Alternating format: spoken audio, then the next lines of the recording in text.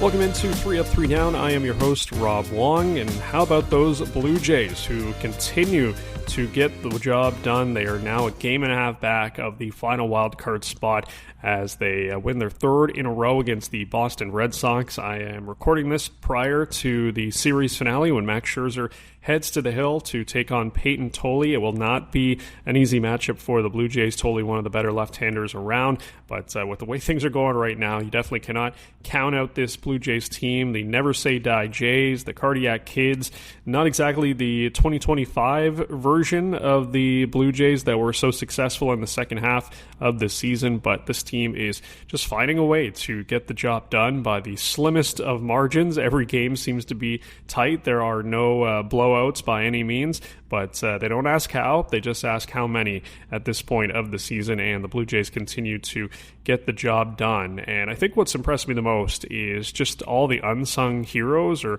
to a certain level they've been sung. I think Brett Bateman has become a bit of a fan favorite with the way that he has been going since he came up to the Blue Jays as part of that Kevin Gausman trade, of course, at the trade deadline. But the numbers for him don't exactly jump off the page. He's got just an 83 WRC plus. He's got an expected weighted on base of 274. He's striking out 20% of the time. He's only walking 7% of the time. These are not superstar numbers by any means, but he has just come up big in so many crucial moments. And I actually looked at the splits, and it's kind of funny that in low leverage situations he is 0 for 10, but in high leverage situations he is 3 for 6 with 2 RBIs. Then when you look at men in scoring position, he is batting .500. He is 5 for 10 with 3 RBIs, but with the bases empty, he is 1 for 15. So this guy only brings it when the moment is the brightest, a la Andres Jimenez, who has been just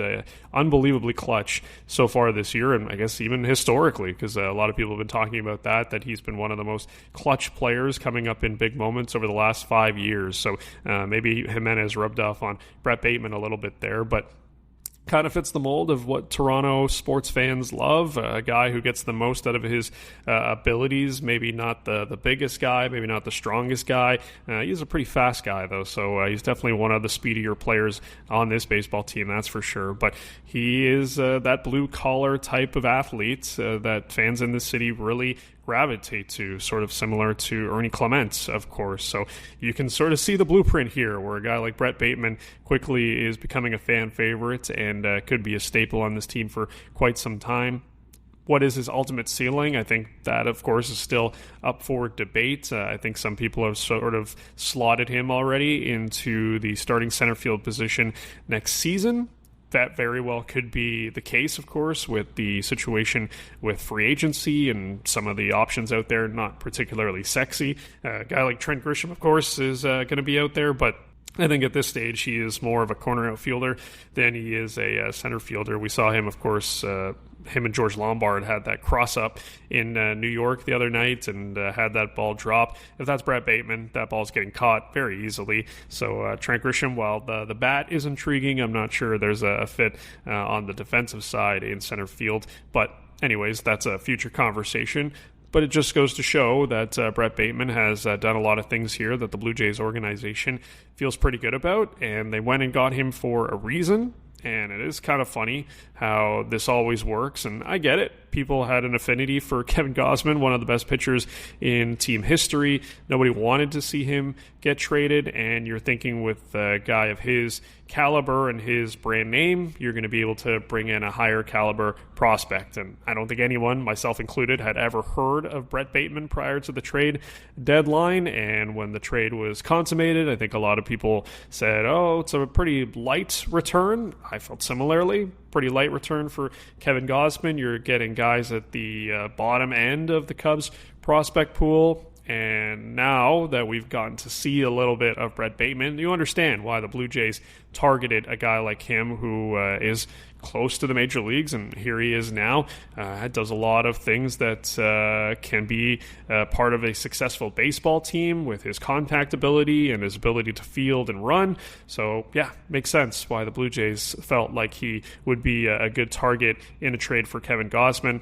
And it's paying dividends. Like I said, the number's not jumping off the page. Even on Fangraphs WAR, he's only been worth 0.1 WAR so far, but it does feel much more significant than that, the impact that he has had since joining the Toronto Blue Jays. But it's really been a bunch of unlikely heroes during this stretch that the Blue Jays have been on. Chase Lee has been a part of it, picking up a save. Lazaro Estrada picking up a save. Brendan Little, who I think not many Blue Jays fans wanted to ever see on a mound again pitch for this Blue Jays team, has come up big in a lot of moments for this team late in ball games because they played a ton of extra inning ball games, so they had to go to the depths of their bullpen to try to pick up wins. But I can think of him striking out Yordan Alvarez in a big AB in Houston. Of course, he struck out Willie Abreu in a big AB in this series against the Red Sox. So it's just been such an unlikely run for not only this team, but for a lot of these guys that have been counted out or you never would have thought have been contributors. Charles McAdoo is a guy that hit a home run against Sonny Gray on Monday night. So the list of unlikely players that have come up big in this last 10 days or so. It's just remarkable, and I don't think anyone could have seen this coming. I think the buzz is back in the city when it comes to the Blue Jays. The buzz is back around this team, and there's a ton of hope with this ball club and a ton of optimism. And I think part of it as well, it could just be where guys are playing a little bit more relaxed. They have nothing to lose. They're just going to go out there and compete, and whatever happens, happens. And that's a good way to go about it. Maybe there was too much expectation at the beginning of the season. There was a little too much pressure to get back to a World Series, and maybe that's why guys were pressing and not having the offensive seasons in particular that we've wanted to see them have. And there's still a level to that. I think Ernie Clement has been going through it a little bit, even though he's come up with some big ABs lately. Vladimir Guerrero Jr., of course, right at the top of the list of a guy who has not had the season anyone really expected, but he picks up a couple of hits in Wednesday night's ball game and has an incredible slide to score the go-ahead run. So he's clearly working his butt off. He's been phenomenal in the field defensively. Of course, you would love it to be the opposite, where maybe he's incredible at the plate and maybe not as good defensively, but at the very least, he's not taking his offensive struggles into the field and is still providing a ton of value for the Blue Jays over at first base. So again, it's just been really, really remarkable to watch what this team has done, and no one could have expected them to be where they are right now. They were 4.5 games back after August 2nd, after losing to the Cardinals, the trade deadline, of course. There were 6 teams ahead of them. Well, you wake up today, and thanks to the LA Angels beating the Texas Rangers on Wednesday night, the Jays are now a game and a half back of the third wild card spot with only 4 teams ahead of them. It's a little bit more complicated, of course. It's not a true game and a half when you've got that many teams ahead of them, and the Texas Rangers at this point do have the tiebreaker as well. So still not completely out of the woods are the Blue Jays. They still have to fight tooth and nail to come through here and make the playoffs, but their odds on Fangraphs, 15.7% to make the playoffs. That is the highest it has been in almost a month. I think July 17th might have been the last time that it was this high. So just goes to show how much work they've had to do just to grind away and get back into this wild card race. But at the very least, they've made it interesting. This last 7 weeks or so, there's going to be a lot of intrigue, especially if they can keep things rolling here.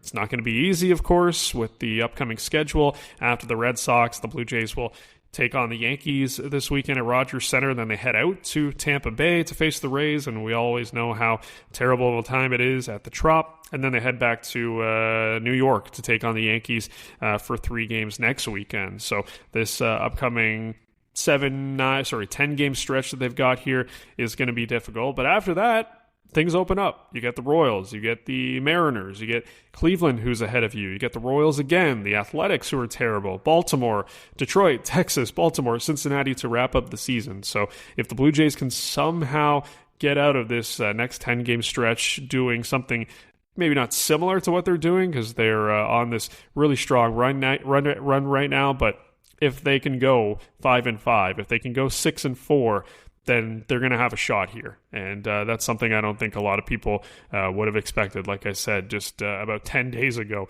when they were selling off guys, and they did make some buys, of course. And we saw Jose Soriano make another start for the Blue Jays on Wednesday wasn't the sharpest. The swing and miss was not the same caliber that it was in that start against the Philadelphia Phillies. And you look at the numbers and they don't jump off the page very much like Brett Bateman's when it comes to underlying numbers. The ERA has been sparkling. It's just sitting at 1.69. He's only given up 2 earned runs over those 10 2/3 innings. And I guess at the end of the day, that's all that matters. But you don't love the fact that the walks continue to be an issue.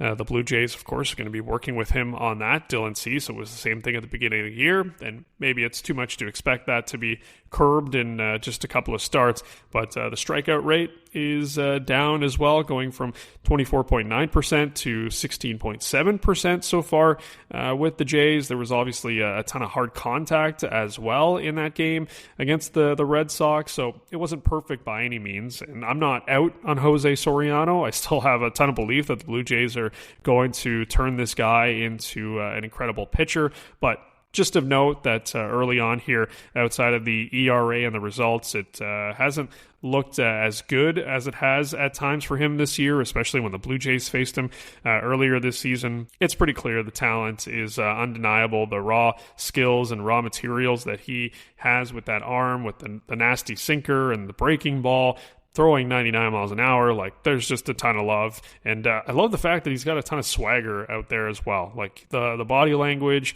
he's very much confident in his abilities, doesn't seem to be, flappable when he's out there with runners in scoring position. He's coming out and getting big outs for this ball club. So I still love the trade. Just thought I'd throw it out there that under the hood, there are some things about his performance so far that leave a little bit to be desired, but it's just 2 starts. It's not something to be concerned about, just something of note and something to keep an eye on moving forward. But that'll do it for this edition of 3 Up, 3 Down. We'll see how the Blue Jays fare in the series finale against Peyton Tolley and the Red Sox. Can they keep it going and win a 4th game in a row against Boston? That would be phenomenal to see them do it. The Red Sox regression is a real thing after you win all those games and not lose very much and have everything go your way.